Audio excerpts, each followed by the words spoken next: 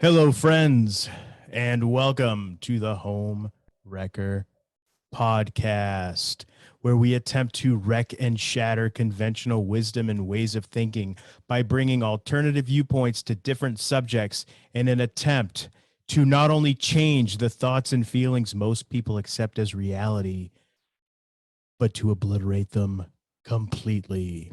I'm your host, former professional wrestler, the Golden Greek, Alex Arion. That's me. And I'm joined as always by my wife, the beautiful, gorgeous, amazing, certified hypnotherapist, the lovely Monique. Howdy. How you doing? I'm good. How are you? I'm rocking and rolling and fantastic as always. Right on. Yeah. Tremendous. What's new with you?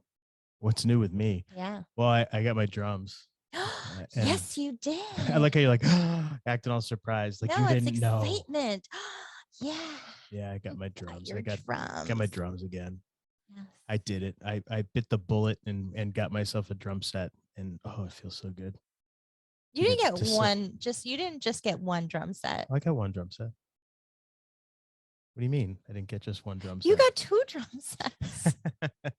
Well, I put together my dream drum set that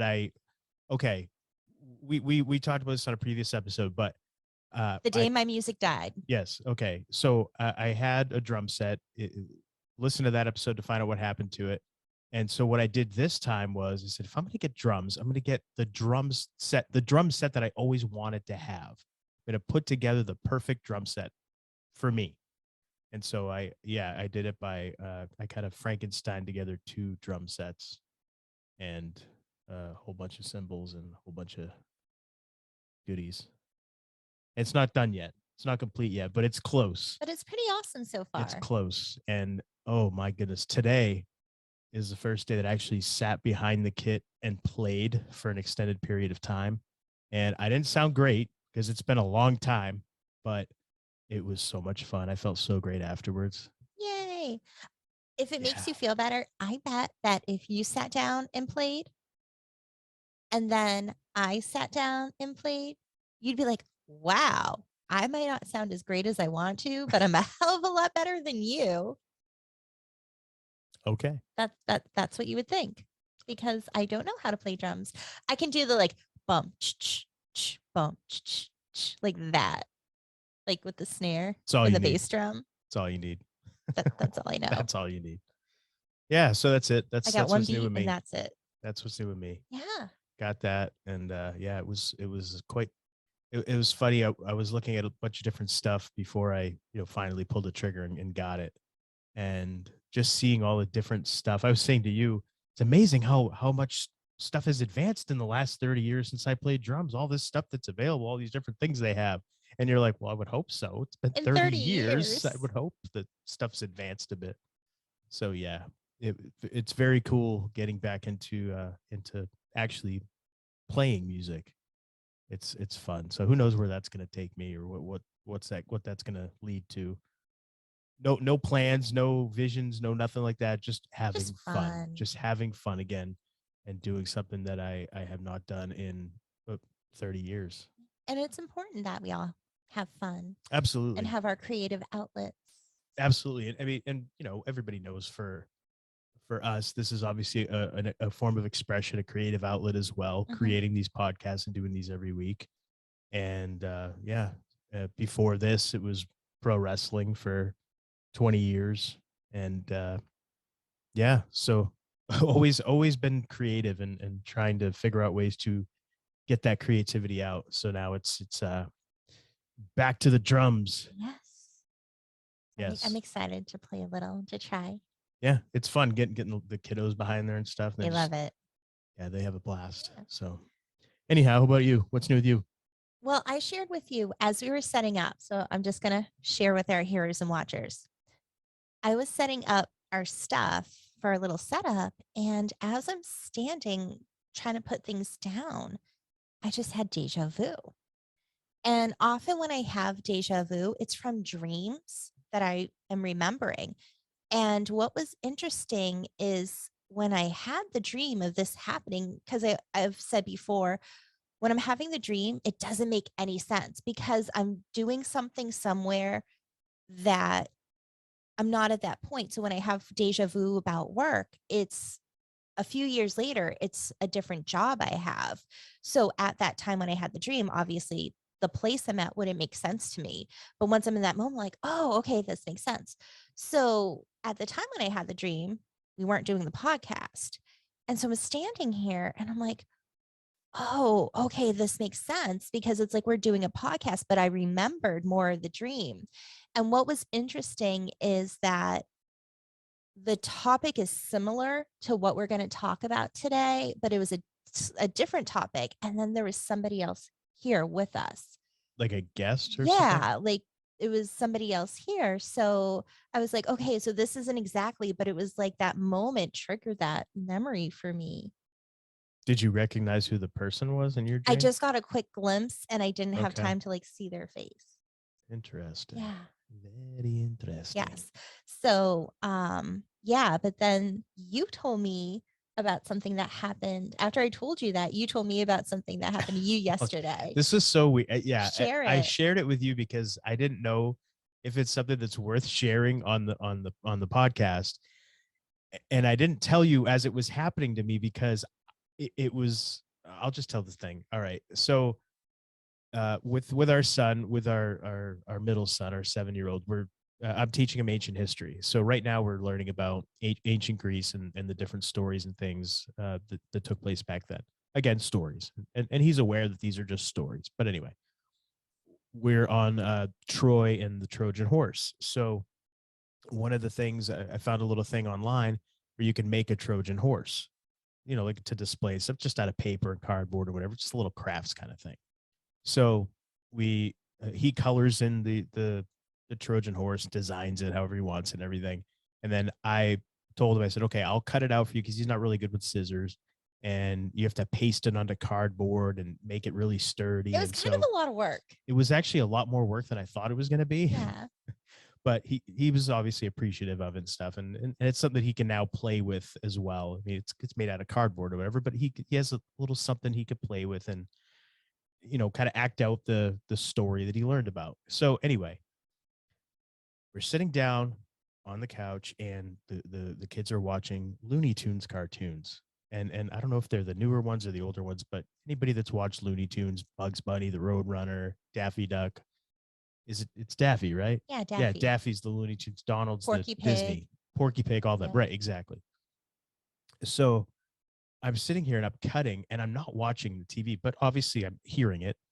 And as I'm cutting, I'm realizing that the music is coinciding with like the lines and the circles and what I'm cutting on the paper. Like not like the regular like theme music, but the music in the actual episode that they're playing in the background. Right. Yeah. Say, for example, I don't know what was happening because I wasn't watching, but say, for example, the Roadrunners chasing Wile E. Coyote. Wile E. Coyote's chasing the road, or however that works. I forget.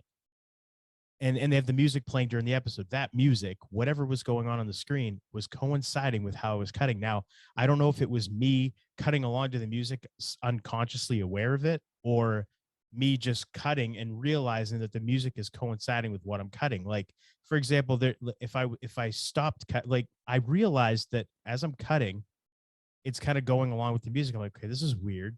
So I was now aware of it once I realized it, and I decided, okay, I'm going to stop. So I stopped. And as I stopped, the music stopped. So whatever was happening on the screen was enough for the music to pause and stop. I'm like, what? This is strange. So then I start cutting again. I wait a few seconds and I'm not looking at the screen. I don't know what's going on. I'm just looking at the paper and what I'm doing. And so I continue to cut again and the music starts up and it's again, same thing. I'm like, what the hell? This is freaking weird. And so I move on to a different thing. I move on to pasting my cutout shapes onto the cardboard, and then I'm cutting the cardboard around, making it sturdy and everything. And so as it's same thing. I'm cutting again, and it's going along with the music. Now a different cartoon, a completely different cartoon has begun, and the same thing's happening. I'm like, what is going on? And I don't say anything to you, who's sitting right next to me, because I'm thinking to myself, am I going through something? Am I having like some weird experience right now? And I'm not on any drugs. I'm totally just sitting here doing this project. But these are the thoughts going through my head. I'm like, what is happening? This is very strange. And so I'm coming close to the end of the last cut that I'm going to make for this project. And when I snip and cut the last cut, it's a big piece of cardboard that's going to fall when I cut, what I need out. As I cut, you hear a and then a boom, like an explosion, like whatever was happening on the screen, whatever they were doing, I don't know, blowing up a bomb or something was happening. They had the sound effect of the and then the big explosion. As I cut, the happened, and as the cardboard hit the ground, the explosion happened on the TV. I'm like, what the fuck? Like, blew my mind. What is going on? So anyway, I shared it with you before we started because I'm like, do you think that's even worth mentioning? Like, I think that's awesome. And I told you, like, I didn't tell, like I just said a second ago, I didn't tell you then because I was going through something. I didn't want to mess it up by just stopping and talking to you, but then I just forgot to mention it to you until tonight. So yeah. Anyway, I thought that was a cool story. That was so like random, but like just random and weird and wacky. And yeah, but cool. I don't know what it means, if anything, but it was definitely a strange several minutes. Maybe there's like a spirit in our TV and it's trying to connect with you. Maybe. I don't know. Okay. Maybe the universe is trying to tell you something. Yeah, what? I don't know what that is, but maybe. I don't know. I can't think of anything right now. Okay, fair enough. So moving on. Yes. Why don't we get some plugs out of the way, and then we'll Yes. jump into what we're going to be talking about today, which I think should be pretty interesting. If you want to reach out to us, you can find us on social media. We have a Twitter account At Homewrecker Pod. and that's it for social media. We also have a website, homewreckerpodcast.com. Go there, check it out. You can find all the episodes there. You can also get some t-shirts, some hoodies, sweatshirts, all that kind of stuff we have on there as well. I'm wearing the Homewrecker Podcast hoodie right now. You can get mugs, all that kind of stuff. So help out the show and support us by picking up some merch if you so desire. And you can also subscribe on YouTube, Brighteon as well if you're watching. And if you're hearing, just hit the subscribe button wherever you're listening. We're on Podbean, Apple Podcasts, Spotify, wherever you get your podcasts. We're there. We're like even on like Pandora, Everything. all that stuff. Yeah, all that stuff. So just please, if you don't mind, hit the subscribe button, leave us a 5-star review. We really, really appreciate it. And as far as you go, my lady, where can people find you on social media? You can find me in a few different places. Let's hear it. On Twitter, you can find me at _Monique Giselle _. And for my Understandings Hypnosis Twitter, it's at Monique PCHT. You can go to my Understandings Hypnosis website if you're interested in booking a free consult to see if let me try that again. If hypnotherapy is right for you, go to understandingshypnosis.com. Or if you're interested in a tarot reading, organite, beeswax candles, incense, or anything fun like that, go to tarotbymonique.com. And how can people find you, my dear? I'm on Twitter at @TheAlexArion, and you can check out alexarionfitness.com. All right. With that, shall we get into this week's topic and what we're going to be talking about? Yes. As you slyly hand me my notes under the cover of the table here, and I'm hitting my microphone cord, which I said I wouldn't do. The best part is Damn he says to me, make sure your microphone cord isn't hanging so you don't hit it. And I was like, okay. And then you keep hitting it. But I said to him, I'm going to hold on to our notes because Alex has the habit of he's like me. I'm French, he's Greek, but we both talk with our hands. But he'll take the papers in his hands and just kind of like move them around and you hear it. So I was like, so like what you just did right now. Yeah, because I'm making the example of it. So I was like, I will hold on to them so you don't do that. It's mighty kind of you. Yeah. Fantastic. All right. So let's get into this week's show, shall we? Did we say what we're talking about? No, yet? not yet. We're going to talk about it right now. Yeah. Go ahead. Do you want to say it or shall I? I'll let you do it, baby. We are talking this week about the Djinn. Yes. The Djinn, or what we hear in the West, in America, if you will, what we commonly refer to as genies. The genie in the dumbed down Western version of what they are granting wishes, all that kind of thing. That's kind of like an Americanized version of Mhm. what a jinn is.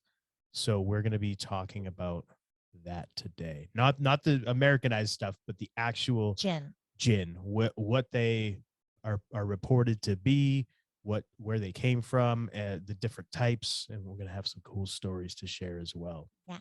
I So just want to apologize if I mispronounce anything. there's There's some there's names in here. a lot of the jinn folklore and legend comes from the Middle East. So a lot of the places we might refer to, some of the names we might have to read or say,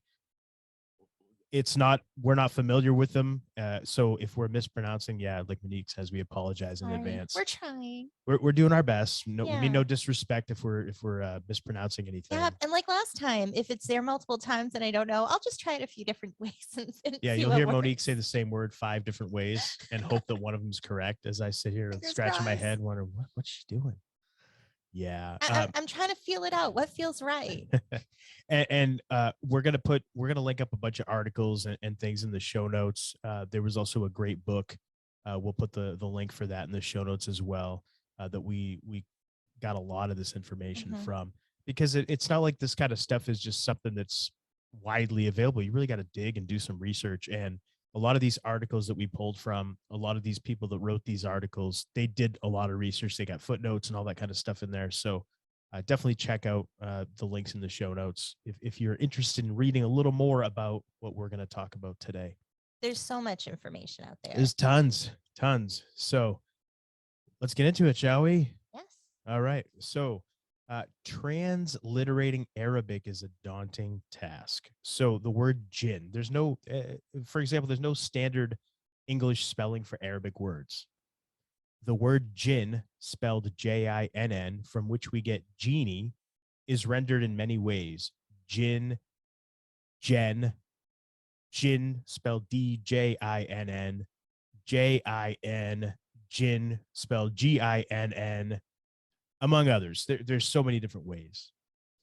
So sometimes jinn, spelled Jinn, is singular, referring to one creature. Sometimes, more correctly, according to the Arabic, it is plural. There's a grammatically correct masculine singular form, which is jinni or jinni, spelled Jinni or Jinnee, and its variants, and it has a feminine equivalent, Jinnaya, and its variants. Jinnaya is spelled Jinniya.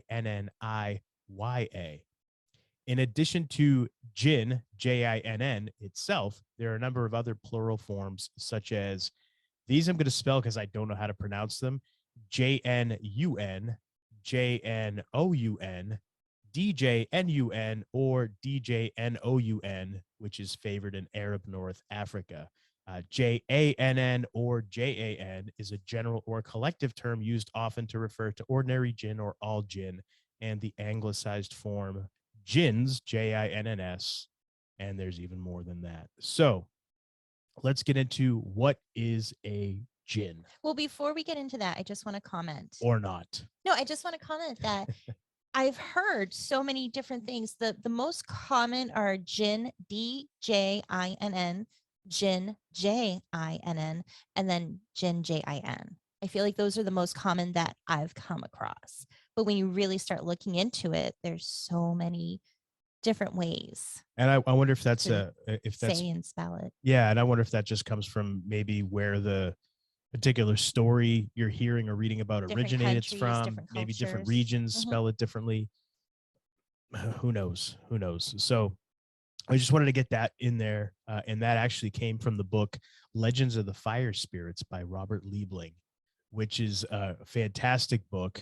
There's a lot of information in there, and it's got something like 60 pages of references at the back, as everything he's got his footnote has his footnoted in there. It's a really great book. So we'll put the Amazon link to it and everything in the show notes. If it's something that interests you and you want to read about it even more, this is a fascinating topic. So, and that's a great read. Yes. So what is a jinn, my lady? Could you tell us? Depending on belief systems, a jinn is a creature of extraordinary abilities who is created by Allah. There are those, however, who believe jinn are simply magical creatures and do not associate them with a creation story. Inside, inside Islamic tradition, the jinn are referenced in two different ways. The first is that they are known to be the opposite of al-ins, which is something that maintains shape. This means that it is impossible for a human to detect them with their sensory organs. However, this classification does not just apply to jinn, it also applies to angels and demons. According to the rule, all demons and angels are jinn, but not all jinn are demons and angels. The second way in which jinn are perceived is as an invisible entity that was created from smokeless fire. And this is where a lot of these stories come from in their history. These creatures are known to have similar motivations and needs of that to humans. They also eat and drink and have the ability to give birth. They are also subject to a life cycle, although they are able to live much longer than humans. Although they were mostly similar to humans, they were known to be much faster and stronger. Additionally, the jinn were able to be believers or non-believers and were subject to being judged to go to heaven or hell. And when they say believers or non-believers, this is usually in the Quran and Allah. Wait, the Quran and Allah. What's like the Quran, like their Bible, okay. and then Allah, their God. Okay, got it. According to ancient lore, the jinn existed long before we did, tens of thousands of years before us, in fact. The story of the jinn is detailed in the pages of the Quran, which is a sacred book of Islamic teachings, and which those of Muslim faith believe is the word of God, or in their religion, Allah, as he is known. Although there are significant differences between the Bible and the Quran, there are a lot of deep similarities too. The Bible teaches that God created the human race in the form of Adam and Eve, the latter having allegedly been crafted from one of Adam's ribs. In the word of Islam, Allah brought Adam into being too, but he did much more than that. As well as bringing the human race and angels to life, Allah also created supernatural entities that, in terms of power and stature, were right up there with angels. They were, if you have not already guessed, the mighty jinn of old. Things went wrong for the jinn, and drastically so, when Allah insisted that they display deep, deep reverence for Adam. The angels were ordered to do likewise. And while the angels dutifully did what they were told, the jinn most assuredly did not. They chose to vehemently go against the word of Allah. For the jinn, this proved to be utterly disastrous. They were unceremoniously slung out of the realm of heaven. Their only chance of retaining some degree of their original powerful status is when Judgment Day finally comes along. That, we are told, is when all of the jinn will be placed before Allah and given the opportunity to make things right, whenever that may be. Until then, under the law of Allah, the jinn are free to do as they please, which includes feeding on us and, if they choose, even to forever obliterate us from existence. While the jinn can, to a degree, encourage people to perform sinful acts, they cannot literally force us to commit crimes of murder and violence, which we are still very much the deciding factor. We are still very much the deciding factor. So jinn jinn can be the cause of so much of what's happening right now. Apparently is what this is saying. And now I have heard, actually, I've heard other people when they talk about jinn, there is a lot of theory that they were a form of angel, not exactly like the type of angels we know, but a form of angel that were cast down from heaven, which caused some people to think they're demons, but they are, in theory, separate from demons. All right. Yeah. So they can't make us do certain bad things, but they can influence us. So we have the final say. Yes. Always. You always have a choice. You always have a Yes. choice. All right. Interesting. Mhm. Well, did you know that there's a lot of different types of jinn? It's not just like there's like one, like you think of the genie in like Aladdin, for example. Yeah. They don't all look like that. probably none of them look like that. That's just I've like a cartoonized version, right? yeah, I've heard there are a lot of different There's types, but I didn't realize until we did this how many there are. yeah, so we're gonna go through the different types that there are, and there's a ton of them, a ton of them. But everything that we say, there's gonna be even more. There are more than what we're gonna say, I should say. So, though there are technically several different types of beings that exist within the jinn definition, it is also important to note that the jinn have several subspecies of their own. It is unknown if the distinctions are created to differentiate between good and evil jinn or actual races inside the jinn group. It is thought that the truth is likely a combination of both answers. Surah tells us that there are 3 different types of jinn that exist. There are also references to other types of jinn in ancient texts. While there are both good and bad jinn, for the most part, the jinn are said to be generally mischievous, engaging in all sorts of troublesome or even downright evil behavior. One favorite trick is said to be to take the form of whatever is most likely to distract someone in order to lead them astray. Makes me think of like the puckwudgies when we talked Yeah. about like New Hampshire Yeah. cryptozoological Yes. creatures, The something puckwudgies. that it takes a form and it leads somebody to generally a cliff and they fall to their death. They're also known to lie, deceive, or manipulate humans and to even possess them on occasion. Indeed, many cases of what those in the West would call demonic possession are more often than not blamed on the jinn in the Muslim world. Jinn can also hold the power of suggestion over human beings, causing them to do bad deeds or even driving them mad or to suicide, with it sometimes claimed that suicide bombers had jinn whispering into their ears. In fact, it is said that every person has a jinni that follows them around at all times, with the main purpose of trying to lead us astray or corrupt us and becoming free to roam the earth when the person they are bound to dies.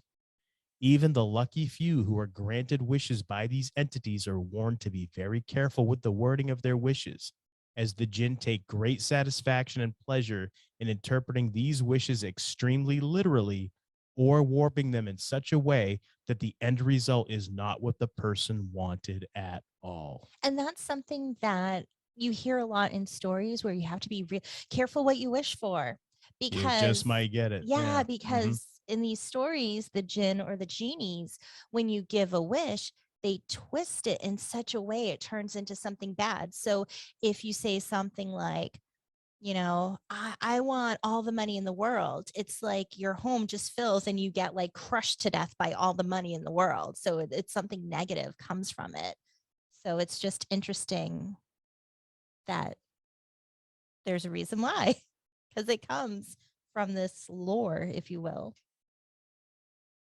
Jinn are known by their actions, which are generally easy to identify.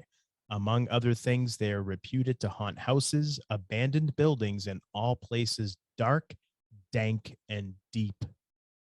They guard hidden treasures in lost cities, most commonly known in the Middle East, Northern Africa, and Southern Asia, but they are also known in the US. They shapeshift into animal forms and back again. They vanish into thin air and reappear just as easily. They possess the bodies of living human beings, speaking and acting through them and afflicting them with diseases, both physical and mental. Some jinn behaviors, such as guarding ruins or shifting shapes, are common to both good and evil jinn. Other actions, such as terrorizing humans or subjecting them to disease, are performed by the notorious evil categories of fire spirits, the shaitans, ifrits, and marids, as well as some of the more specialized jinn types, such as ghouls. Yeah, there's some naughty ones out Uh-huh. there. And not the fun naughty, but bad naughty. Yeah, not the fun naughty at all. All right. So, all right, we're going to look into, like I just said before, we're going to look into the different types of jinn. And keep in mind, there are going to be more. But what we're doing here is we're actually just going to try to highlight some of the more known ones, I guess. Some of the more the ones that we've come across as far as what we were able to uncover in our research. But probably like it was say like we said earlier, there's probably different subspecies. As there's believed to be different subspecies, almost like if you were to I guess use humans as an analogy, if you were to compare us to the jinn, like where we have, say, we have Indian people, Chinese, Japanese, different races and Yeah. ethnicities. It's believed the jinn also have a similar type of deal where they have different ethnicities and races and things like that, and belief systems and everything. They're very parallel to humans in that way, according to legend. Which makes it even more interesting that it's not just like one type, but there's all different. Yeah. So I'll begin if you don't mind. Go for We'll it. start with the mightiest of all the jinn, which is Iblis. In fact, Iblis is the overlord of the jinn. His name translates into English as despair. In essence, Iblis can be compared to Satan in the sense that one of his prime directives is to lure the human race to the dark side. The parallel between the devil and Iblis is made even more obvious by the fact that in Islamic lore, Iblis's alternative name is Shaitan, which only serves to amplify the satanic themed links between Iblis and the devil of the Bible. That Iblis, also referred to as Shaitan, remember, is the ultimate jinn. He has given rise to the theory that the rest of the jinn hordes are the equivalents of the Bible's demons. Certainly, there are uncanny similarities between both stories. It was Iblis himself who ordered his fellow jinn to disobey Allah's order to bow down before Adam. Iblis's argument was that he and the rest of the jinn were superior beings formed from smokeless fire, while Adam was a lowly being of nothing but mere dirt. Iblis saw himself and his kind far above the human race when it came to the issue of stature. Iblis was right about the power of the jinn versus that of us, though, unlike us, the jinn have massively long lifespans. From our perspective, the jinn are practically immortal. Iblis, like all jinn, is a shape-shifting entity with the ability to take on multiple forms, including that of a large black dog, an elemental, an extraterrestrial, and a snake. And they can negotiate dimensions as easy as we change channels on our televisions. So, in that sense, yes, the jinn are our superiors and masterful manipulators of us too. Oh, so aren't you all fancy because you can do those extra special little things? You're better than us. It's very I interesting see though how it is. the parallels between Iblis or Shaitan Yeah. and the devil Satan. Mm-hmm. The parallels, like I just said, they're very, very similar. So it makes you wonder, is it supposed to be that maybe that is the Middle Eastern interpretation of the Bible story?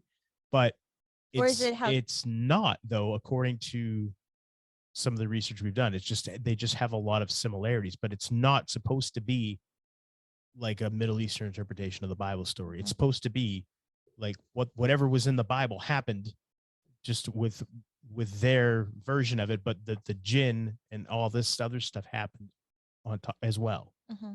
So in addition to, so there are demons and the devil, but then there's the jinn and Iblis and Shaitan and all that kind of stuff. So very interesting. Want to tell us about another type of jinn? I'm going to try to say it right. Is it Ifrit? That works for me. Okay. Ifrit. I'm going to call it an Ifrit if I'm saying it wrong. Sorry. Ifrits are a type of jinn that are thought to frequent ancient ruins. There are many myths in modern day that the Ifrit protect the Egyptian pyramids and burial grounds. It is thought that if someone tries to open these areas without having an anti-spell, the Ifrit would come and kill the offender. Ifrit are known to live in societies that are much like human worlds. They have royalty and social ranking that follows the example of Arabic tribal lines, including tribes and clans. While they prefer to marry other Ifrit, they are also known to be able to marry humans and have children with them. Ifrit are also known to have the power to grant wishes. While Ifrit have free will and are known to be able to choose to be believers or non believers, most Ifrit are considered to be wicked and malevolent creatures that should be avoided at all costs. So that's where the genie granting wishes. Mhm. That's an Ifrit And it's kind of like or you think, Ifrit. oh, they can marry and have kids with humans. Cool, like they're their own people, and then they're usually like malevolent, like, okay, I guess they're not that cool. Can't be buddies with them. That's sad. What are you gonna do? They're also the Marid, and the Marid are one of the most well-known types of jinn, and are also thought to be the most powerful. So you have a couple of. It's funny, you have a couple of different types that are thought to be the most powerful. So which one is it? They are the jinn that most modern day understandings of genies are based off of and have the ability to shift form. The word Marid itself means giants, which speaks to their large form. The Marid are known to be able to grant wishes and are likely the source of the three wishes legend. However, obtaining these wishes comes at a costly price. Most often, it requires a great deal of battle to obtain a wish. They can also be made to grant wishes if they are imprisoned with magic or if there is a ritual performed in their honor. Flattery has also been proven to work, but an extraordinary amount of flattery is needed to gain favor. So you really got to kiss their ass. I guess like so. Big time. So a couple of things that came to mind with this. Yeah. Where it talks about their giants, and then I started to think about the megaliths that are here, and I'm like, maybe did these guys build them, or did they like grant that wish to have them created? Did they I don't build them know. or did they have them built? Were they built in their honor kind of thing? You Maybe. know, what makes you Yeah. wonder. But it Yeah. just that popped in my head. And then the other thing that I just remember talking about this is anytime when I was a kid, I'd hear a story about a genie and it was trapped and it wasn't free and you get only 3 wishes. I remember being like, I You would get wish for only 3 wishes. yeah, but no, that was the thing. You can't wish for more wishes. Yeah. I would always think I would do 2 wishes and my last wish would be to set the genie free. And that's like always like what I felt was the right thing to do. Well, wouldn't the wise thing be to use your first wish to ask for unlimited wishes? But usually, like in the stories, you can't do that. Oh. Is that a thing? Really? You can't do that? I've read that in some different stories. I mean, now granted, some of the stories as a kid, they're like made for kids. So who knows? You would think though that would be the thing. If you get 3 wishes. Okay. Well, I'd like to have unlimited wishes. That's my first wish. But anyway. I can't wish for more wishes. I wish for unlimited genies. You want to tell us about the next type of gene? Ghoul. Ghouls are some of the most greatly feared jinn because of their ability to shapeshift and their tendency to prey on humans. While all jinn are feared to some extent, ghouls are especially feared because of their craving for human flesh. While ghouls are usually content to feed on a corpse, they are also content to devour humans that are still living, making them a great threat. And there's also the creepy ghoul. Ghouls are thought to frequent areas like graveyards, ruins, and places that are generally uninhabited. They tend to attack people who travel alone or who are in small groups that can be outnumbered by the ghoul pack. Female ghouls are especially feared because of their ability to appear as normal and beautiful mortal women. They convince human men to marry them and then devour them.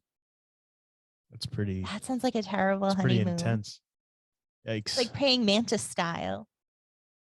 Yeah. Mm. Huh. What's the next one we have? Hin. Hin are a type of jinn that tend to appear as dogs and other animals. They are known to be spotted most often in Arabia, Persia, and India. It is thought that there may be a connection between these types of jinn and the strange dogs that would lure foreign soldiers into the desert during World War II and then disappear. Interesting. And again, kind of like Pukwudgie you mentioned. Something taking the form, something that will mesmerize and capture the attention of its Yeah. intended target and lure it away or to its doom. Eek. Jan, spelled Jann. Jan are shapeshifters who live in the desert and some of the most open-minded and friendly jinn to interact with humans. In fact, they were some of the first jinn that interacted with humans. They are known to appear in the form of whirlwinds and white camels. Jan can be mischievous as they have the ability to hide or reveal the presence of an oasis depending on the weather, depending on whether or not they like a group of travelers. Despite their mischief, they are powerful allies, especially because they are the enemies of the ghoul.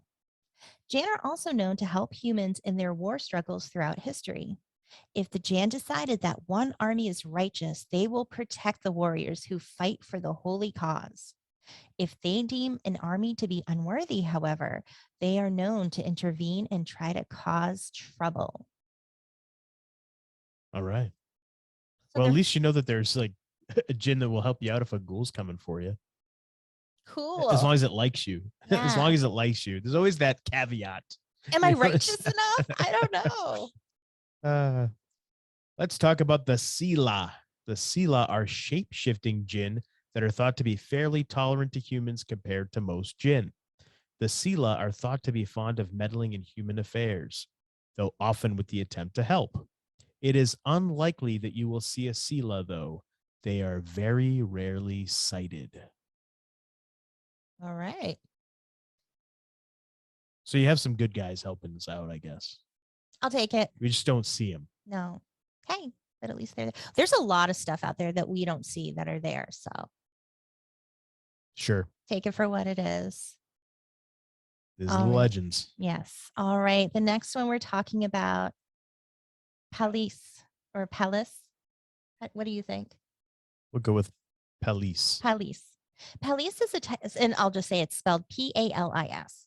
Palace is a type of jinn that has many similarities to the vampires of Europe. They live in the desert and drain all the blood from their victims by licking the soles of their feet and sucking the blood out that way.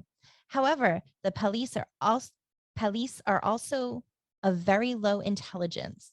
If you can outsmart a police, you can outsmart a police if two people sleep end to end with the soles of their feet together or under each other's heads. So they like to lick your feet and drain your blood that way, and they're not smart. So you So they sleep have a like foot foot fetish. to foot. Yeah.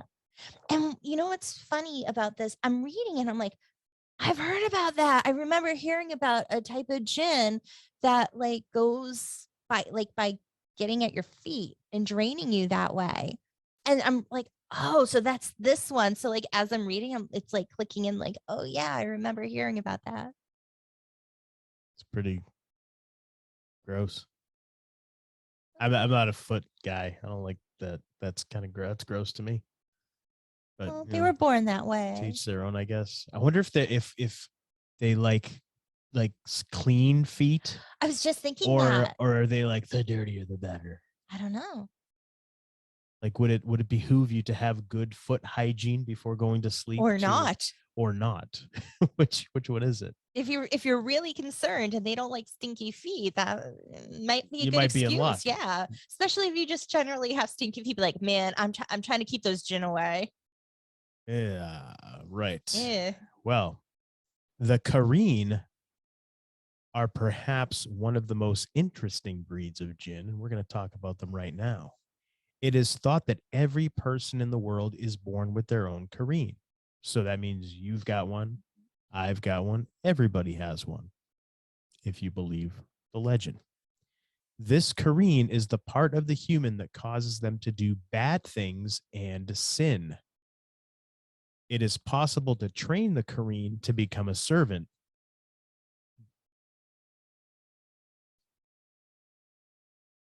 Sorry. It is possible to train the Kareen to become a servant, but it is thought that this process takes many years and can be dangerous.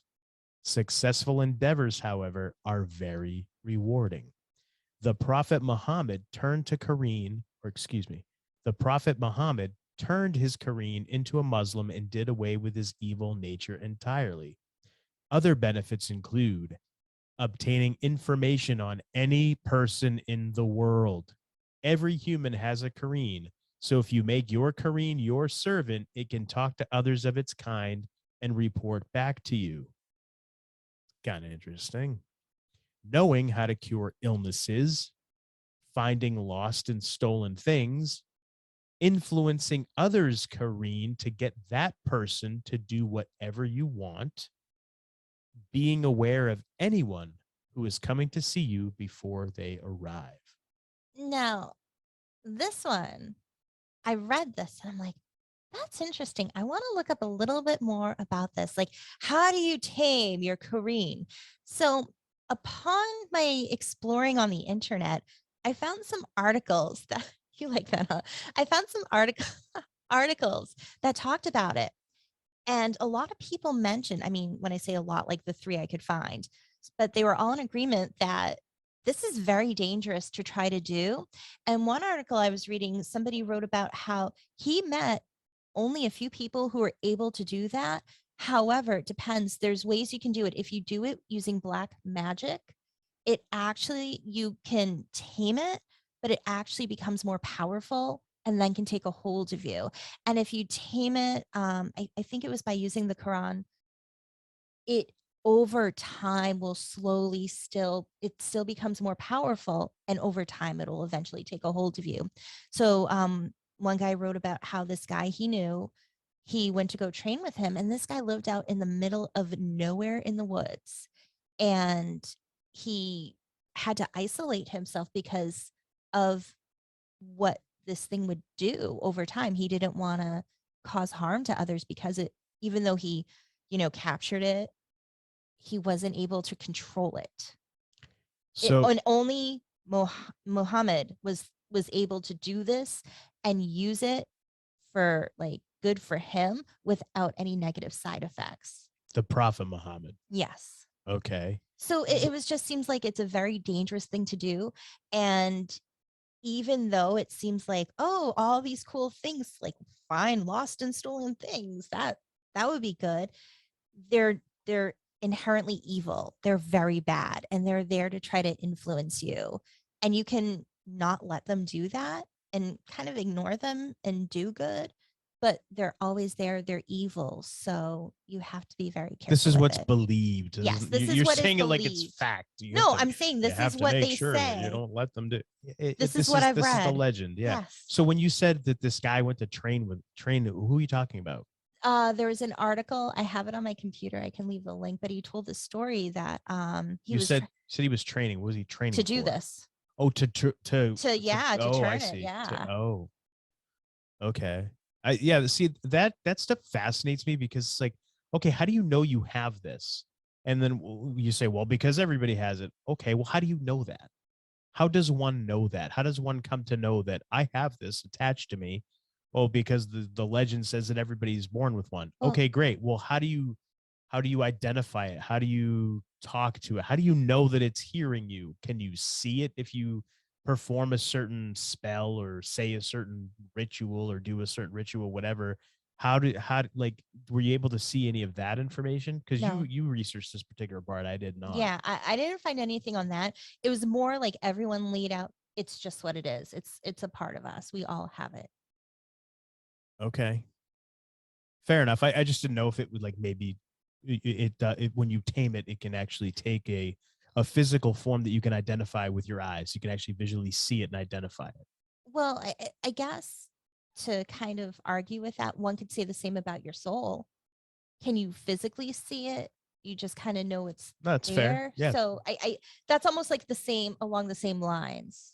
Yeah. Again, I'm just asking out of curiosity of what you had found in your research. That's all. I was just digging to see if there was anything else. Find anything. Okay, that was all.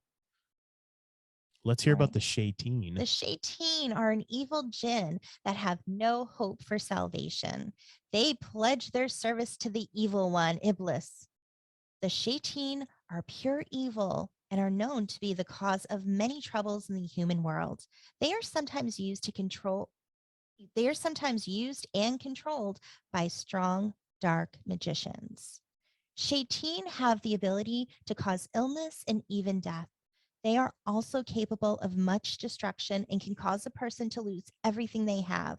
Perhaps the most dangerous of all, Shateen are known to have the ability to possess humans. While other jinn also have this ability, the act is much more malevolent when done by a Shateen. Huh. The very first sentence, I'm like, that the Shateen are evil and have no hope for salvation. And I'm thinking, well, if you label them that way, of course they're not. You're not giving them a chance. And I'm like, They yeah. kind of SOL right at the gate with that, right? Yeah. So, but okay. So they're not very nice. They are the bane of our existence. I'm Damn like, it. is that what's going on right now in the world with some of this stuff? Oh, you could, well, that's the beauty of legends and things like this is you could use them as an excuse for Good. anything, really. The Vittala are the next jinn that we're going to speak of here, and they're often thought of as the original vampires and are a truly terrifying type of jinn because they are able to possess corpses and prevent them from decaying. This allows them to move about freely in the human world and be virtually undetectable. So these damn things are possessing corpses, not allowing the corpse to decay, and they're walking around freely, undetected. So I wonder, have I ever been around one of these things? Have you ever been around one of these things? Have you ever, think about it, if a jinn is taking a human form, if I was a jinn, I'm just thinking now and this is again totally hypothetical, but think about it. If you're a jinn and you're unable to take a physical form, but you've got to be curious about what do these humans experience? What do these humans do? I mean, I would think that. And they're taking a human form, would they want to, and they're interacting with humans, would they want to procreate with humans? Would they want to, can they procreate I was going to with say, but humans? can they? Because if they're in a corpse, which is Mhm. not rotting because they're preventing it from decaying, but they're in this corpse, can they procreate? I mean, we know that there are jinn that supposedly walk among us and everything, but this particular type, if it's in a corpse, like say I pass away, Yeah. and then all of a No, sudden the jinn pops into my body right away. unless they got like the blood pumping and everything else pumping. Can you? I don't. How does that work? Would it be? You know, I know it's just kind of a weird thing. It just popped in my head. I'm like, wonder about that. Yeah. Okay. And then there's just that little bit there. Oh, I apologize. Moving on, more on the Vittala. They're also extremely.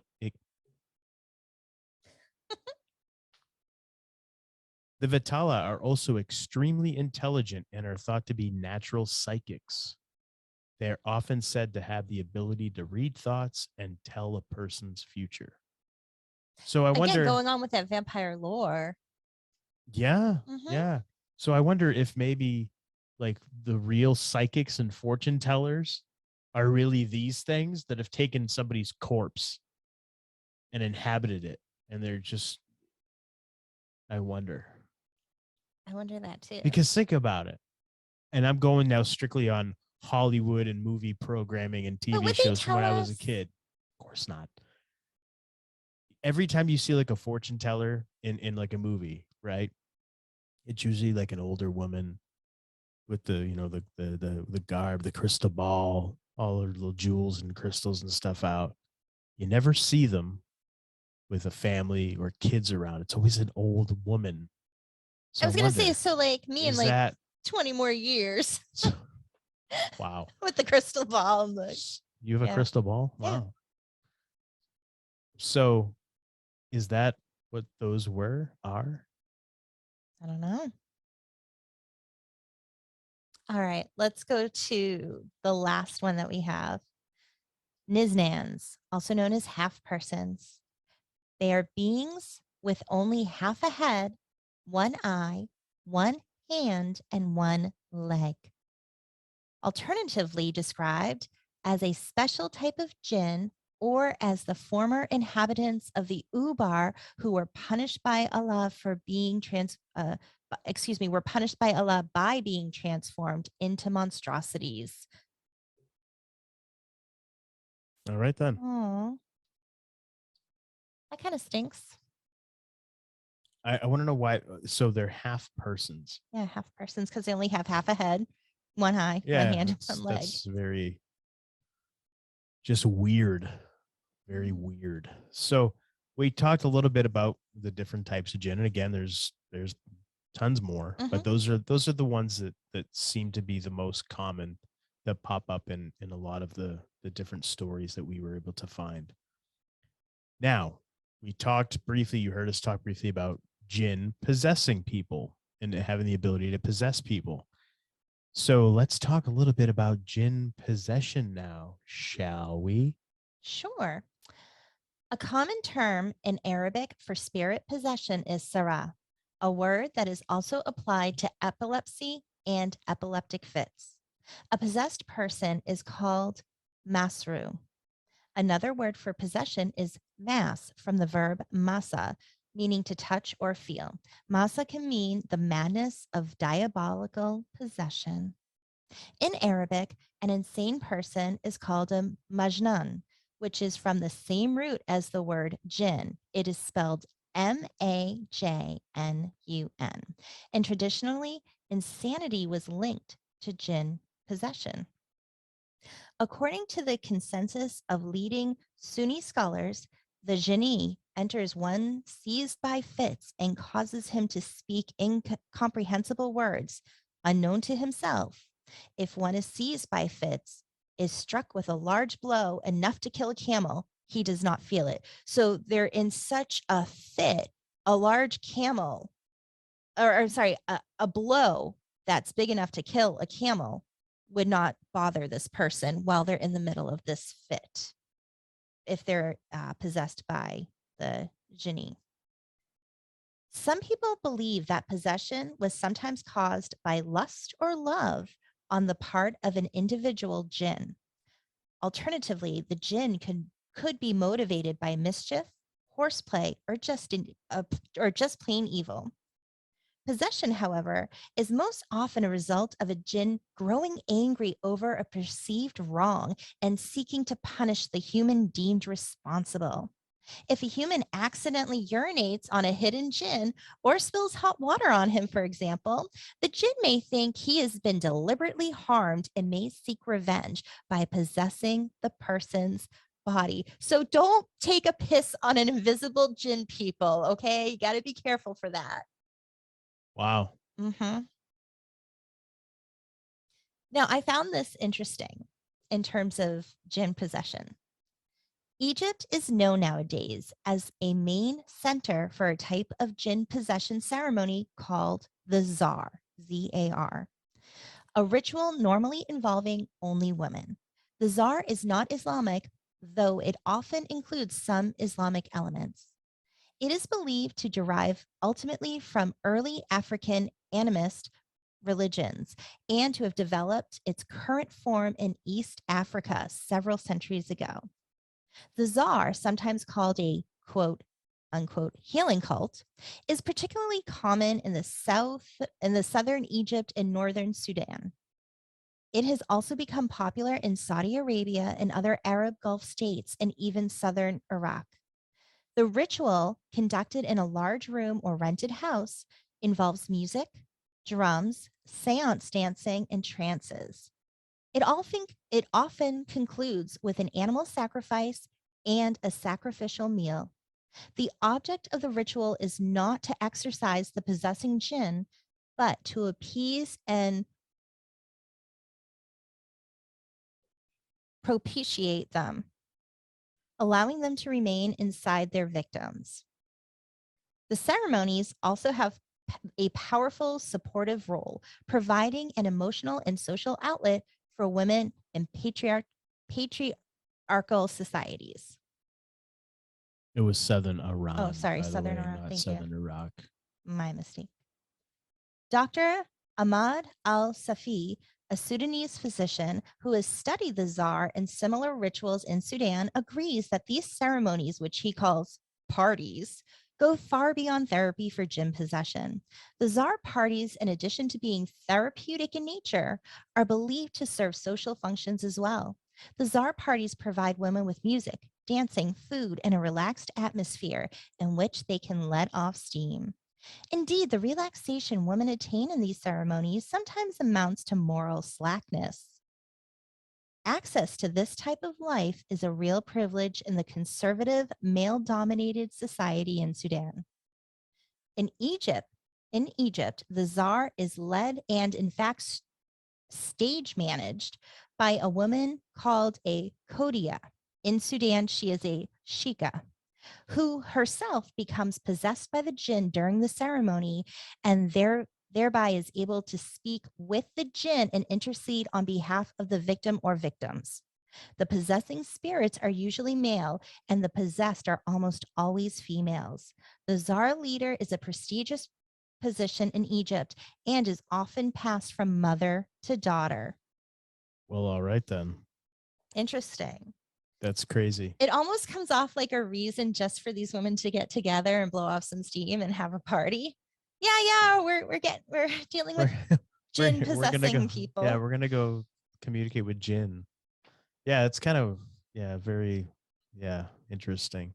That's something we got to talk about someday. Is a demonic possession. We got to talk about demon possession someday.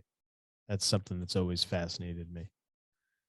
Well, that is a lot to take in so far. So while we let that simmer and ruminate for a little bit, I think it's a time we take a little break. Yeah, let's take a little break. Take a little break. We'll be right back. Many people are unaware just how much hypnotherapy can help them, or think it's only to help lose weight or quit smoking. But there is so much more hypnotherapy can do. It can help with stress, anxiety, insomnia, phobias, performance enhancement, connecting with your spirit guides and higher self. You can even discover past lives and your life between lives. Heal traumas, break habits, find your deepest truth, or just have fun discovering who you really are, all from the comfort of your home. I'm Monique Pliakis.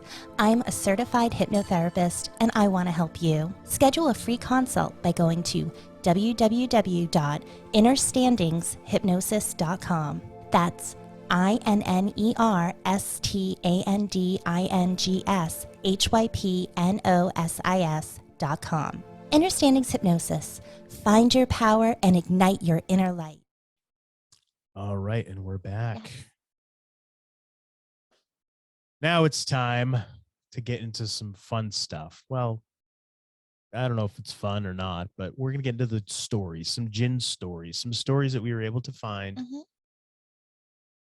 that feature some jinn encounters. And actually, before we get into any of those stories, do you have a story about a jinn or a possible jinn encounter that maybe you had a jinn encounter and we didn't know about this till?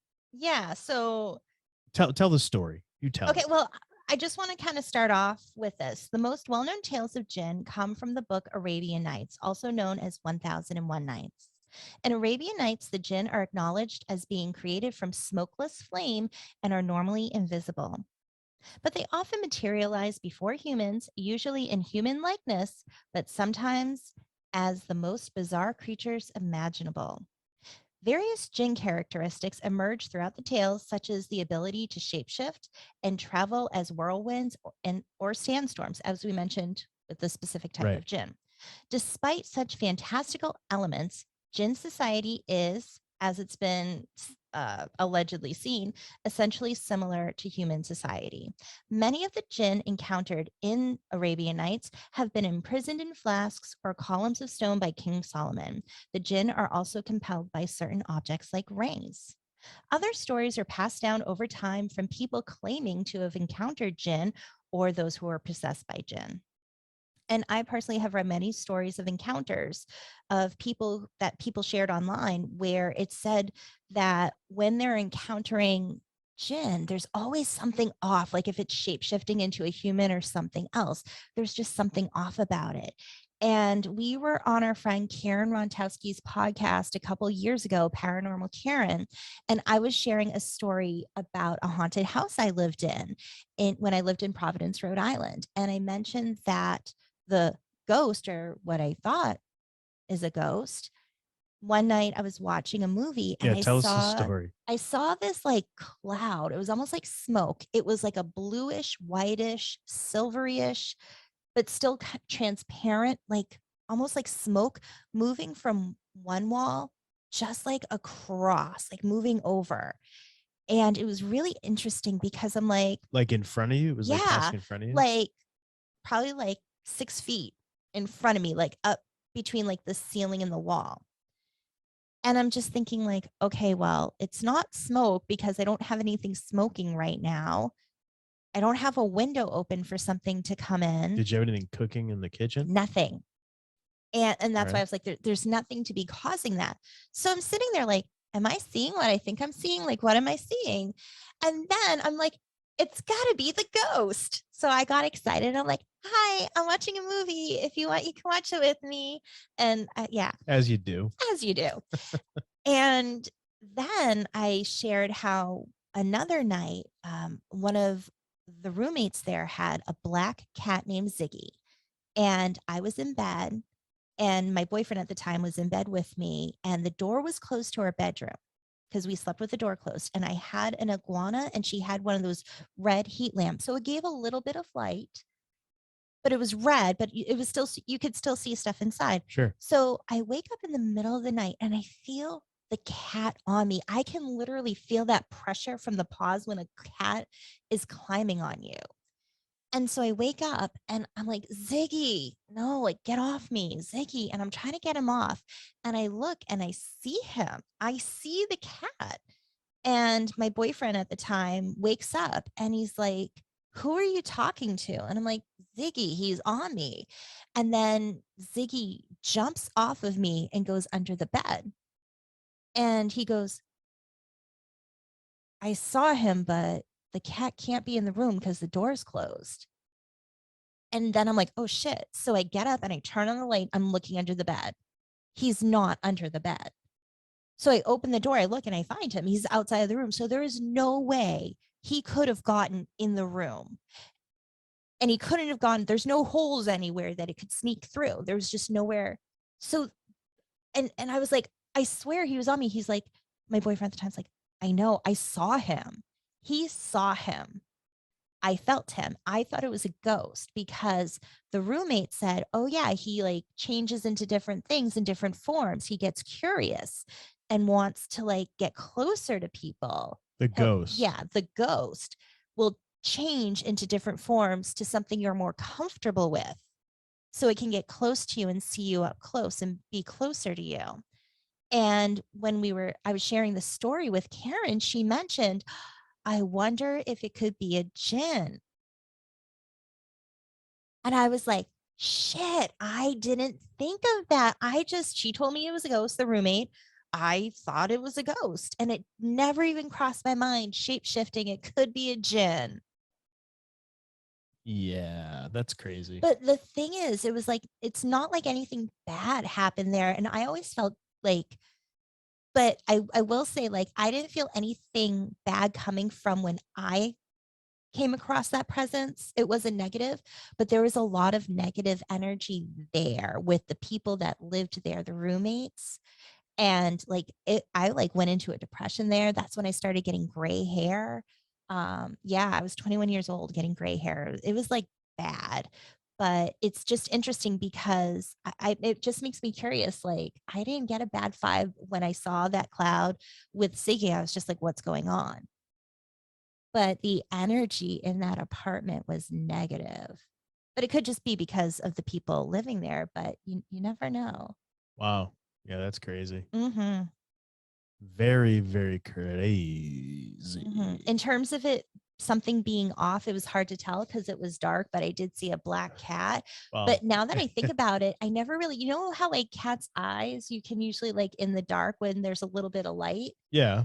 the eyes didn't really stick out. So maybe that's what was off about it.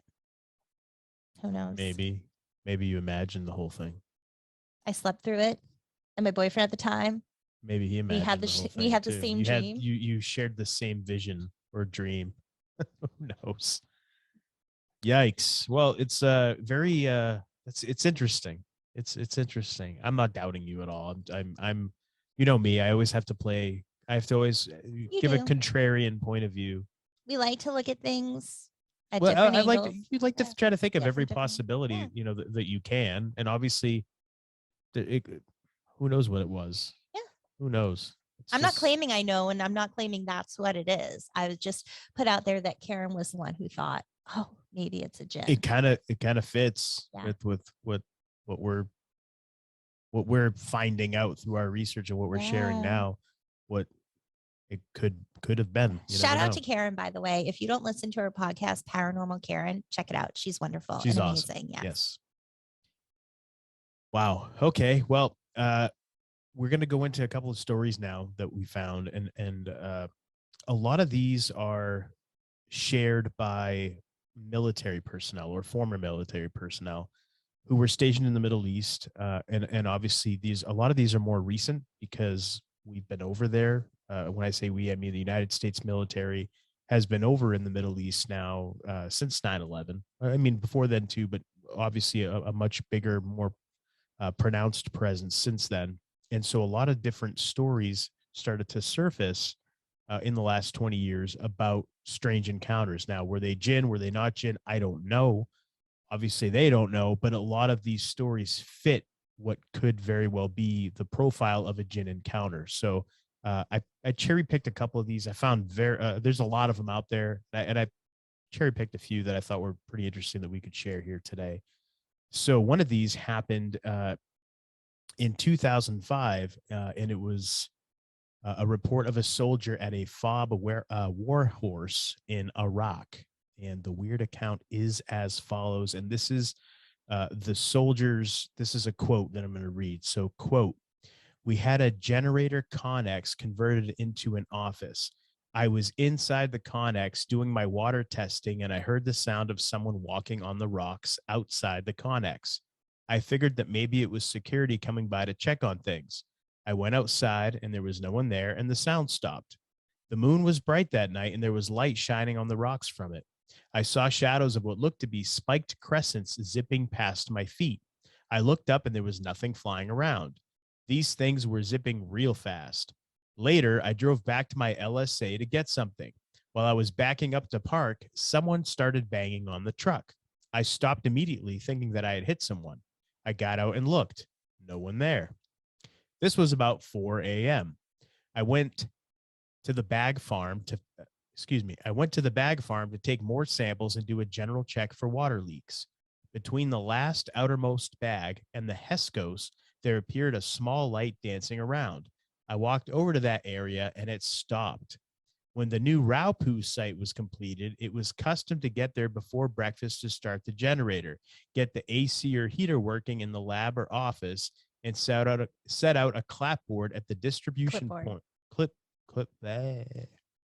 And set out a clipboard at the distribution point before walking across the road to the DFAC for breakfast.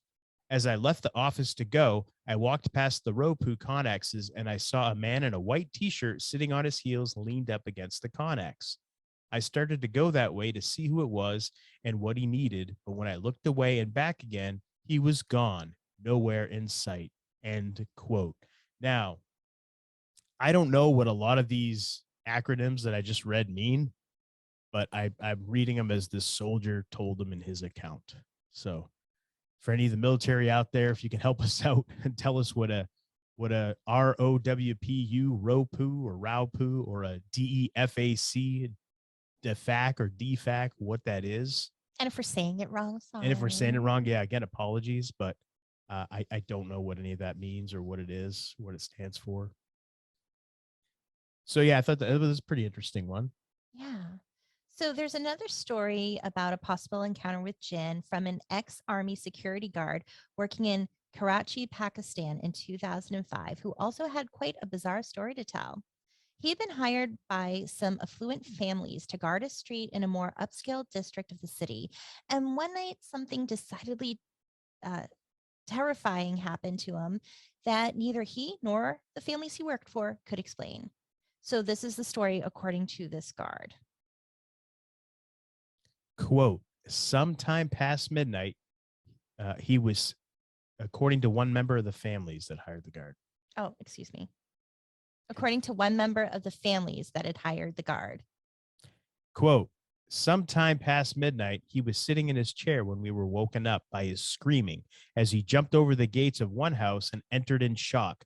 Mind you, that this was a man armed with a repeater, a weapon with 12 rounds, automatic pumping action, something similar to Arnold's weapon in T2 when he was riding his bike. Upon inquiring, he kept on repeating the same story for 1 hour. He said that in an empty area between two houses, he first saw a rabbit hopping right opposite to where he was seated, and in an instant, the rabbit sort of transformed into a cat whilst moving towards him. As this was happening, he tried to dispel this event as an illusion. However, he was soon terribly shaken as the cat had now started taking the shape of a woman. He clearly described the transformation, and at the point where he saw the half-woman entity, he got so scared that he started screaming, and his legs, which were jammed, were able to find the strength to jump into action over the 6-foot gate into our neighbor's house. As far as I remember, he left his gun outside, and we had to gather it later. Our neighborhood remained in a state of shock and fear for quite some time after this event. The guard had been with us for nearly a year, and after this, he was never the same guy again. Soon after, he swapped his duty roster with another guard. End quote. That's going to be weird. You think? You see something like a rabbit out in the Yeah, street, and then freaking it think. turns into a cat Holy. and then a woman. But one thing that I thought was interesting is it said that he saw the half woman entity. Yeah, because as it's transforming from a cat in becoming a woman, so it's not fully transformed it yet. was still okay, because I'm Still like, a is it half-woman the entity. Niznan, the half person? I don't know. Hmm. I think it's pretty crazy though. Like, Oh, yeah. what? I'd be like, And you think can I about it, help you? you're an armed guard. You're sitting there. You've got a fully loaded weapon, and you see this. It freaked out this guy, allegedly. Freaked this guy out so bad that he leaves his gun and, runs into a neighbor's house. He didn't even go into the house he's guarding. He goes to the neighbor's house. I don't know why he didn't just go into that house. Because maybe it's the closest. Maybe the he can neighbor's get house into. was closer. Yeah, who knows? Crazy. That's crazy. Mm-hmm. One retired remote viewer for the U.S. military named David Morehouse wrote of his own experience in his book, Psychic Warrior. It's a good book, by the way. I have that. According to Morehouse, he was stationed in Jordan at a desolate valley called Baton el Ghul in order to take part in training exercises with Jordanian troops. Jordanian troops. The location is already spooky enough as it is. It is called Baton el Ghul, so just saying. So the location is already spooky enough as it is, with the valley long said to be prowled by demons and ghosts, and even the name Baton el Ghul itself having the sinister meaning of belly of the beast. That's just crazy. Yeah. Jordanian soldiers have often told of seeing demons stalking about in the wasteland or even attacking people, and the whole valley was said to be a cursed place. But things would get strange for Morehouse when he sustained a head injury when he was accidentally shot in the helmet during a training exercise. Morehouse would go on to claim that the injury had left him with the ability to see Djinn, which he would report on thus. Quote, sometime in the night, my eyes opened to a surreal light outside the tent. It was like the light of an eclipsed sun and wasn't coming from any stove. It filled the night sky. The entire Baton el Ghul and the hills beyond were bathed in the strange bluish gray light. I walked to the edge of the bluff and stared into the valley. Dark figures moved effortlessly across its floor like apparitions. They poured from the rocks in various heaps and shapes and moved about the cluster of tents. I could hear muffled cries from the Jordanian encampment, and momentarily I thought we were being overrun by thieves or Israelis. Panicked, I turned to run for help. Colliding with one of the figures, I reflexively closed my eyes, except I didn't collide. I walked right through it. Turning around, I watched the figure disappear over the edge of the bluff. And that's interesting because we talked about how they can go through different dimensions and how, and we've, End quote. oh, sorry. And how in the past, we've also talked about how there's so much out there, but they're in either a different dimension or just some other level of existence that we cannot see. So they're here, they're just in a sense on a different plane. So it seems like he can see what's there, or at least getting glimpses of what's there. Well, now, even though it's not physically. But he had he ended up getting shot in the head, Yeah. and since then he That's what I'm saying. He could see says what was, that he's able to see these things. yeah, but it's still not the physical. So it's like he has the ability to see it, but not necessarily interact. Well, he can't interact because a djinn is not physical. Yeah. So yeah, he's going through it, right? I guess in the terms of how djinn can interact with each other. Right. Sure. Another report of alleged djinn activity by the military in the Middle East. Quote, I was in Kabul, Afghanistan on my 4th tour in the Middle East. At the time, I was a platoon sergeant of a PSD unit stationed at ISAF HQ. That day, there was intel that insurgents were looking to target our vehicles on our normal routes. There was only so many different roads to get to NK, and it was hard to change up the pattern, so I decided to try a completely new route we had never driven before. I scouted it out using a map and satellite imagery. The road looked like it was paved and good, so we headed out. As we started down this new road, we saw it was dirt and not paved. We got stuck in mud right as this tall wall started, and later I found out that the old British cemetery was on the other side. I get out of the vehicle, and as I was knee deep in mud that was not from dirt, but human waste and trash. It took us over an hour to self-extract from the mud. Worst part was I had to toss out my favorite pair of boots. Now, I would toss that up to bad luck and coincidences, but around the same time, I was having some strange stuff going on. I had a room that I could lock and no one else could get in, and I would put something like vehicle keys or other important items on my bed and leave and lock my room, only to come back and they would be missing. I would start searching everywhere for the item and could not find it. I would leave again, and when I came back, they would be in the exact spot I originally left them. And this happened on several occasions. Later on, I was reading a couple books on Djinn, Legends of the Fire Spirits, and another one I can't remember the name of, and my experiences lined right up with their modus operandi. They like playing pranks and taking things from people, and they have a strong attraction and appear near human waste. End quote. Ew. That's so gross. Well, remember earlier, it's like they allegedly like dark, dank places. Yeah, but that's just, oh, yeah, yuck. Just, yeah. And I was doing some reading. I was looking at like what do djinn eat and drink, and I kept coming across the same story. And it mentioned a story about djinn saying, talking about like bone and dung, and Ugh. that's what they eat. But I was trying to read the Like story. any kind of waste or from human? Well, Does it it said matter? dung, but the story Ugh. was really confusing to me. And I was just like, is that why they like being near waste? I don't know.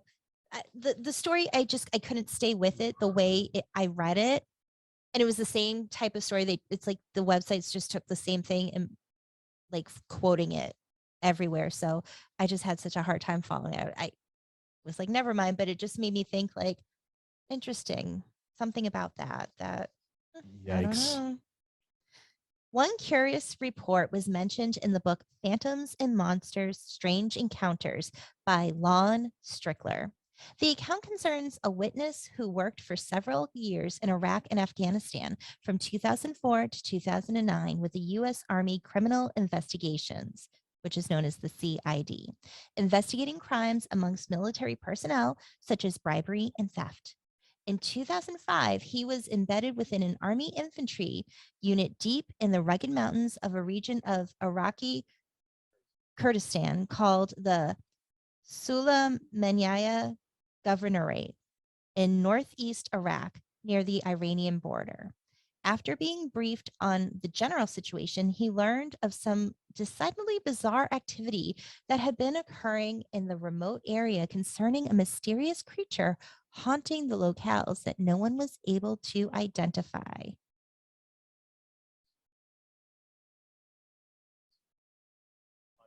Oh, I'm sorry. A remote area concerning a mysterious creature haunting the locals that no one was able to identify. According to villagers of the isolated wilderness region and the Kurdish military, people were being stalked and haunted by a beast known locally as the Ghoul, which was described as being very tall, humanoid, by being a very tall humanoid creature with disproportionately long arms and legs, and which purportedly had a taste for human flesh. The witness was ordered to the area for an in-depth investigation, accompanied by an infantry squad. And at this point, it was thought that the bizarre story perhaps came down to a crazed soldier who had gone AWOL and was going around killing people. It was thought that they may basically be dealing with a serial killer, a man who had perhaps snapped and gone mad from the stress of the war.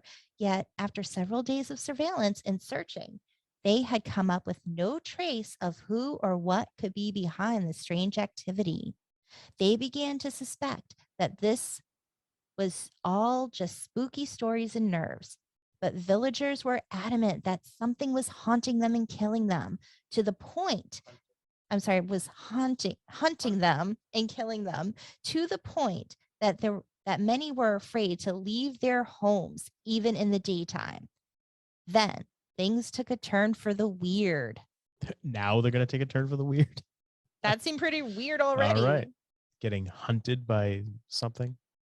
According to the witness, one evening he was going over some reports with the squad leader when they reported hearing a shrill, unearthly scream echo through the air outside, which seemed to come from the direction of a nearby mountain pass. When they went outside to investigate, some of the villagers were hurrying to their homes for safety, and they claimed that this was the scream of the very thing that had been terrorizing them. The armed soldiers mobilized and decided to head into the pass to investigate the eerie, otherworldly scream, and whatever it was howled again several times, standing everyone's hair on end. It was an alarming, blood-curdling sound, unlike anything any of them had ever heard before, like no animal known to live in the area, and these heavily armed men were actually scared of what they might find out there in the dark. Slowly and warily, they fanned out into the dark pass to conduct a search, and the witness would describe what happened thus. Quote, within the hour, the squad and I were slowly entering the pass. It was night, but the moon was very bright, so we were able to see around a bit. We searched the entire area for several hours using night vision and high-intensity lights. We found nothing, not a footprint or remnant from any creature fitting the description. I've always wondered what we heard that night. I've asked a few learned people for their opinion, but with little satisfaction. There were many strange instances in Iraq that just never made the light of day. I heard of some, but I'm positive most were just filed away. End quote. So it was probably a ghoul. Maybe. Probably. Never know. One American soldier claimed to have had a very bizarre encounter while deployed to a remote area of southern Afghanistan. The witness reports that one night he and a squad mate had set up a position to secure a site around 2 a.m., at which time only he and the forward gunner were awake. After setting up the position, they sat there in the quiet night, scanning the darkness for any activity, and the tiredness and monotony of the scene crept up on them to threaten to make them fall asleep. However, they were jolted awake when something bizarre stepped out of the night. Out of the shadows, about 75 yards away from their position, crept what appeared to be a very tall man, and the startled soldiers put on their night vision goggles to identify this potential enemy. Whatever the figure was appeared to be human, and they were wondering whether to open fire or not when it reportedly turned its head toward them and peered at them with eyes so bright that they hurt the soldiers' eyes and caused their night vision goggles to malfunction. The witness would say of the rest of the encounter, Quote, then the thing turned and looked right at me with eyes so bright my night vision started to burn out, meaning it was so bright it was burning the system, usually done only by really fucking bright shit like the sun. So that freaked me out, and I pulled my NVGs, my night vision equipment, off, and those eyes were like neon red blood red and bright as the sun. So this freaks me out, and I pull my machine gun over and train the thermal optic on it. So, and those eyes were so hot, it started to burn out that optic. Same concept as before, but with, heat. But his body was so cold, he stood out from the background, which is really weird. I slowly loaded it, and then the eyes moved like he cocked his head at me and turned and walked off and was gone. I didn't say a word of this while we were there or to anyone in the army since we've gotten back. End quote. the fuck? What? What? Oh, man. So I got to wonder, are the jinn real? Are they actual entities that are described in Muslim lore, or are they something else? And now this is a story that we're doing our research. We're looking at all these articles, and some of these articles, they allow comments at the end of the article. If you're a member of the website or whatever, you can leave a comment. And I was able to find a pretty interesting story from a comment that was down at the bottom there, and I thought we'd share it. So this is I'm going to read it exactly as it was there, and I'll put in quotes as they were listed and everything. All right. So, quote, never seen one myself, but I have a story from someone I trust. A few years ago, I asked my SO if he had ever seen a ghost. He got really uncomfortable and squirrely, lots of hemming and hawing. Annoyed, I said, quote, just say yes or no. I won't judge if you think you've seen a ghost, end quote. I'm a skeptic and figured he didn't want to sound like a rube or something. Turns out he was hesitant because he believes he saw one, but it was while he was deployed on a mission in the Middle East, and he was trying to think of how he could describe it without giving up any classified info. The story is this. He was in the spooky, vague, quote, Middle East when there was a commotion from the soldiers watching the perimeter. Apparently, they could see a man about 100 yards away from the camp. He had appeared out of nowhere. No one saw him walking up. The man was just standing there, not doing anything threatening. But since it was a strange man and in a war zone, they broke out all the high-tech gear to see what was going on. They could see his face, his clothes, his height, but he looked bizarrely distorted and was not giving off a heat signature. Now, remember, they have infrared gym jams and whatnot. It's the freaking military, not a piddling ghost hunting troop here. He was not the temperature of a human being. He was the temperature of the air around him. They had no idea what was going on, and people were freaking out. At this point, I said some obvious stuff. Quote, maybe it was a scarecrow or a dummy or a shadow, or the soldiers were really tired and delirious and their eyes were playing tricks on them, or it was a hologram weapon shaped like a human, end quote. His response: they called different people up to come look at the man. It wasn't just a few soldiers who saw this. Dozens of people came to look, and everyone confirmed that it was definitely a person. Eventually, they decided to send out a team to check this guy out. When they got about 50 yards away, the man started walking. Only it didn't look like he was walking toward or away from them, only walking in place.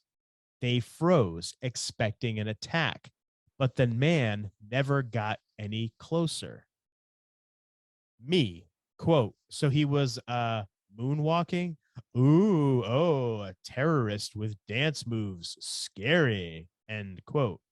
His shaky response: it looked like it was trying to walk, but instead of moving like a regular person, its bones were breaking and splintering backwards and forwards at the joints. I can't think of a better way to describe it. Its head was jerking around like a puppet. When the convoy got a few yards closer, it disappeared entirely. The team hauled ass back to camp, and as soon as they returned, the man thing reappeared in its spot. Everyone took turns watching it for an hour or so until it disappeared for good. Didn't walk away, didn't fly or melt or explode, just stood there for a long time, then vanished. The description of the bones breaking and bending the wrong way gets me every time. My SO still doesn't like talking about it, and he is not one to make up stories or lie. He doesn't care about ghosts or proving their existence, but him and dozens of other soldiers were scared out of their minds by an inexplicable man thing in the desert that night. Fucking A, what a story to close on. I like the man thing. Yeah, like what? Again, it goes based off that description that Jinn, there's something off about them. Yeah. Yeah, just I was like, yeah, well, I mean, another story where there's something off, and then it's moving, but it's joints. It's moving like it's breaking, going the wrong way, and it's not going anywhere. That's gotta be a sight to see. Yeah, like I can picture it in my head. I'm just like, it's a pretty good description of the way that he The wrote person it up wrote and it, yeah. everything. So yeah, I could picture it in my head, but yeah, just like, could you imagine seeing that, like actually seeing it, and you are there, and you're getting what you're seeing validated by not like you're just one guy next to you or something, but dozens of people, more people. You're calling people, come here, look at this. What do you think this is? Look at it. And then you have people going out to it, and everybody's seeing what you're seeing, and it's there for a long time, an hour after they went out and had it disappear on them, and then it reappears and it's there for an hour. It's like you get what? close and it goes away. Yeah, like it's fucking with them.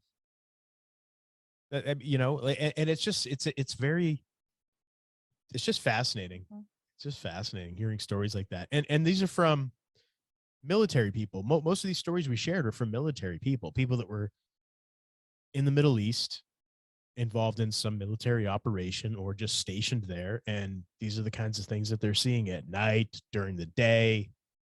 Just, it's just crazy. One of the things that came to mind as we're going over these stories too was we did an episode called There Might Be Giants, and we talked about Yes. giants. Yeah. And I was thinking how so much stuff happens in the Middle East. Well, it's a huge area. Yeah. I mean, and I don't know because I've never been there. I don't really know anybody from there, so I don't have any I guess like for me, reliable firsthand witness accounts of anything or life there. I would imagine, the way I picture it in my mind, the way I imagine it is that it's got to be like it is here, where you have, heavily populated major cities and then just small villages and towns and a lot of open area that's not populated at all. Like here we have a lot of woods, a lot of forests, a lot of, if you're going towards the Midwest, a lot of flat prairies and just, flat land. on the East Coast here where we live, you have a lot of mountains. If you go up north, and as you go down south, you have like the Appalachian Mountains and that kind of thing. So there's a lot of area that's not populated. So here we talk about different cryptids, or like Bigfoot, for example, is the big one here that people see or claim to have seen. You don't know what's out in the woods. There's so much that we're not aware of that is out there. I would imagine it's got to be the same there, but there it's not forests and mountains. It's more so, I mean, they have mountains, but it's more so desert and more sand and that kind of thing. So you got to imagine that they're going to be running into, whether it's jinn, if that's what these things are, or giants, if they exist. There's that story that we talked about in that Might Be Giants episode, and actually I came across it again while we were researching this stuff today, about the supposed giant that was shot in the mountains there by the military back in 2003. And that's one of the things I thought of. Yeah, and that was actually, that came up in one of the stories that I was looking at today, that whole thing. So who knows, right? I mean, there's so much out there that there's so much land that man is not inhabiting and going into. There's so much uninhabitable land, or land that we can't even get to by foot. So who knows what's there?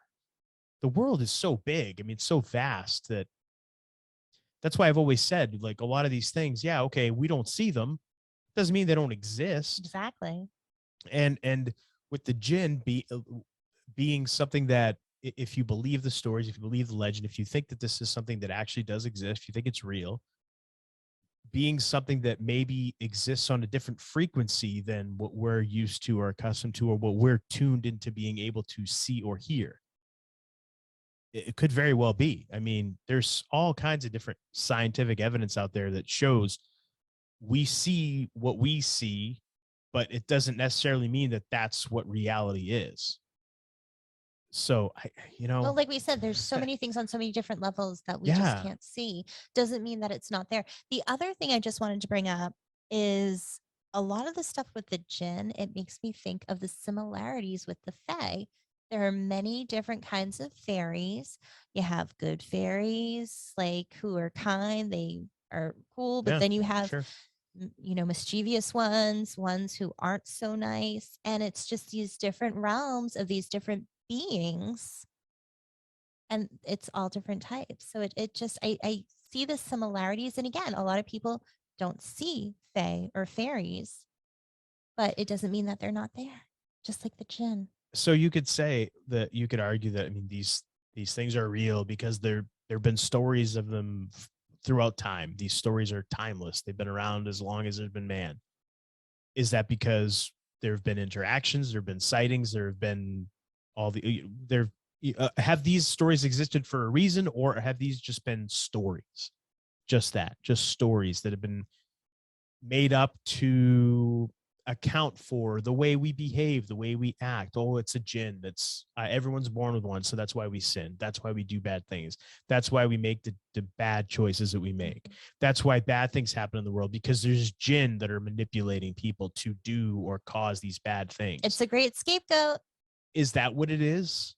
Because you can't rule that out, that these are just things that we use as a scapegoat, like you said, or as a way to explain our fallacies, our shortcomings, our bad or evil or wrong or immoral tendencies.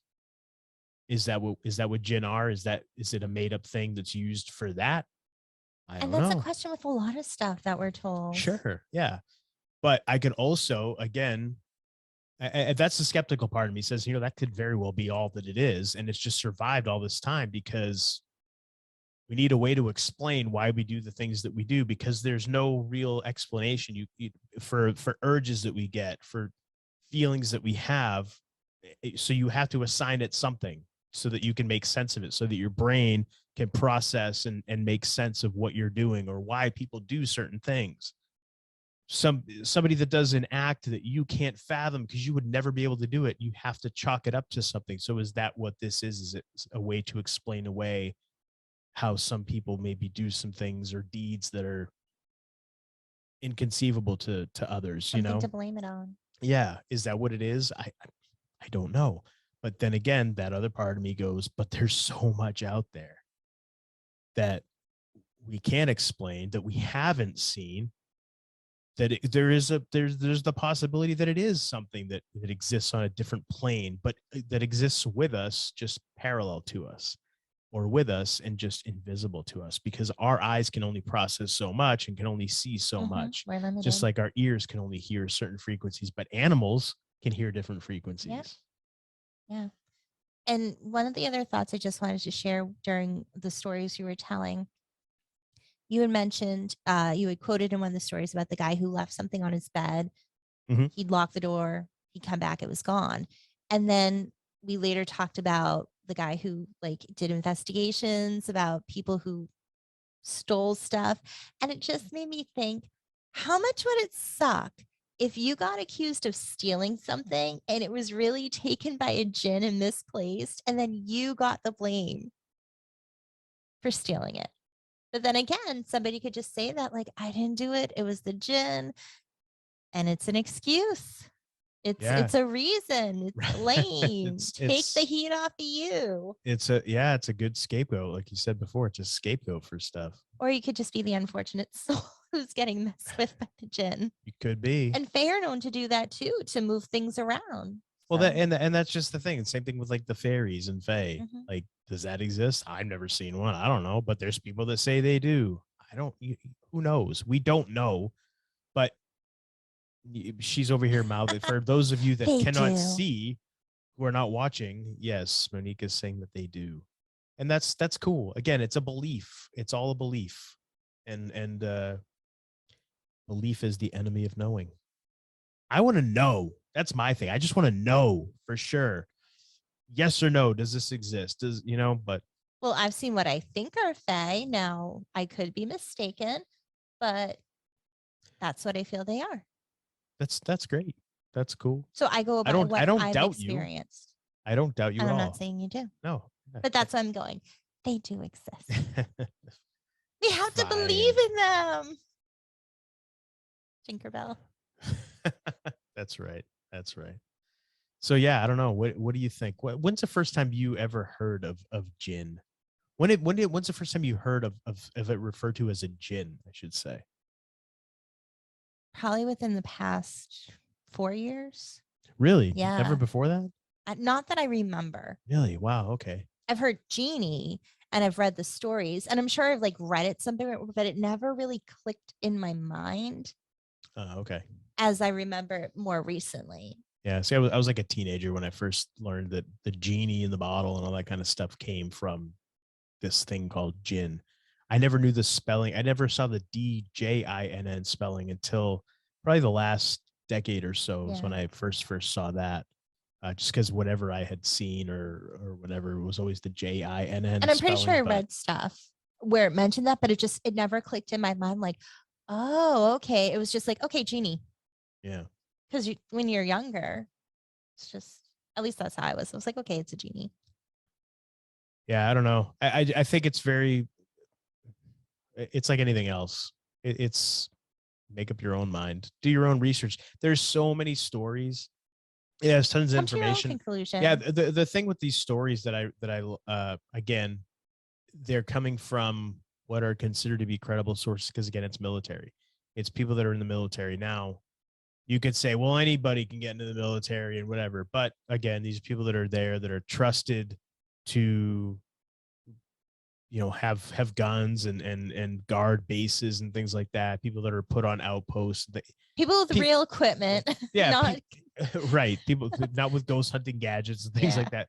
People that are actually experiencing and seeing these things. And there's multiple people that are doing it. It's not just like one eyewitness account or anything like that. There's tons of these stories. And apparently a lot of stories that just get kind of brushed under the rug. But among military personnel, they all know of a lot of stories or have heard of a lot of stories, even if they haven't experienced them themselves. They've all heard of stories or know somebody that's had some kind of an experience. So very interesting. I want to talk to my cousin is actually was stationed over in Afghanistan for a long time. He was a tank commander, and I'd be interested to talk to him and ask him if he's ever had any encounters. Wonder if he has. Interesting. Yeah. Anyway, all right. Well, on that note, I think we're out of stuff to talk about now, right? Yeah, we're good. Good. All right.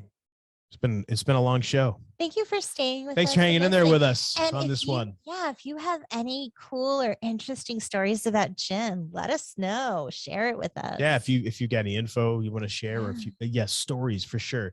The stories are what I like to see. That's the meat and potatoes. I like to get into those. I like to hear about the encounters. I like to try to pick them apart if I can, because that's the fun stuff to me is the encounters. What are people seeing? What are people experiencing? What the hell is going on? I just want to know. That's what I want to hear and talk about. But anyway. So if you know, share it with us. Yeah, share with us again. You can find us on Twitter. We shared all that information. Check out the show notes for all that stuff. And until next time, I am the Golden Greek, Alex Arion. I've been joined, as always, by my wife, the beautiful, gorgeous, amazing, lovely Monique. And you've been listening to the Homewrecker Podcast.